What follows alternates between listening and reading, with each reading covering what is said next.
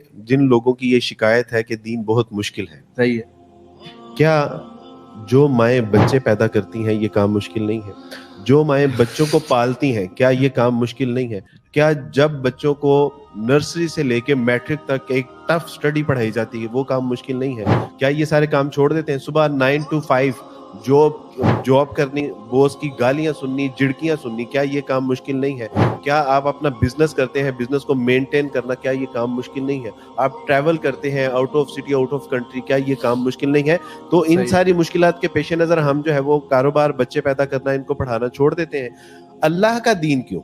یعنی جو دین ہمیں دنیا اور آخرت کی کامیابی اور کامرانی دے رہا ہے, اور دین پھر ایک چیلنج بھی دے رہا ہے کہ ان دین یسرا, کہ یہ دین تو ہے ہی آسان, ہم اس کو کس بنا کے اوپر چھوڑ سکتے؟ مجھے یہ بات ایک لمحے کے لیے تصور کر لیجئے کہ دین مشکل ہے.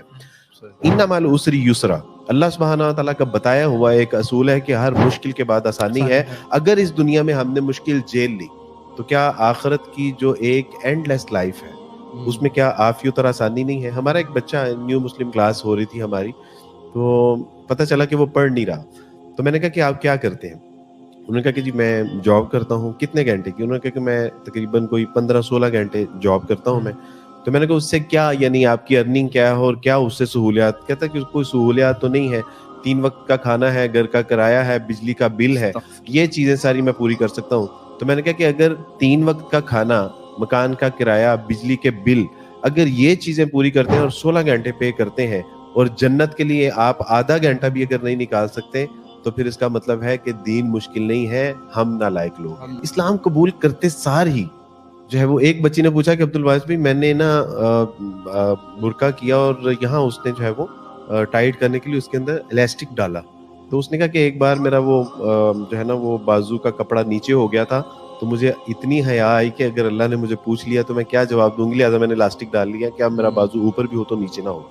تو میں ان سے پوچھتا ہوں کہ بیٹا جہاں پہ اس وقت معاشرے میں بے پردگی کی ایک طوفان بدتمیزی ہے, تو تم تو اسکول, کالج, یونیورسٹی کی بچیاں تھیں, تم نے ایک دم سے پردہ کرنا شروع کیا تو مشکل نہیں لگتا؟ تو انہوں نے کہا کہ عبدالواس بھائی اب تو کمفرٹیبل زون میں آئے ہیں.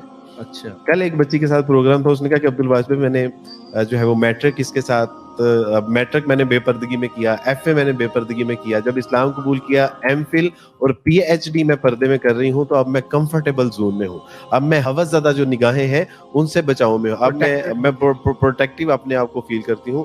تو میں نے کہا کہ اصل میں تو الحمدللہ ان کو سمجھ میں آئی ہے کہ آسانی کیا ہے, اور ہماری بچیاں جو پردہ نہیں کرتی وہ شاید سمجھتی ہیں کہ ہم شاید پردہ کریں گی تو لمیٹائز ہو جائیں گی, ہم آئسولیشن میں آ جائیں گی. اسلام نے ہمیں اسلام کے مطابق زندگی بسر کرنے کے جو اصول بتائے ہیں, اگر ہمارے کہیں ذہن میں یہ بات ہے کہ وہ مشکل ہے, تو اللہ سبحانہ تعالیٰ نے فرما دیا کہ ہم نے انسان کی استطاعت سے زیادہ بوجھ اس کے اوپر ڈالا ہی نہیں, امپاسبل, یہ ہو ہی نہیں سکتا.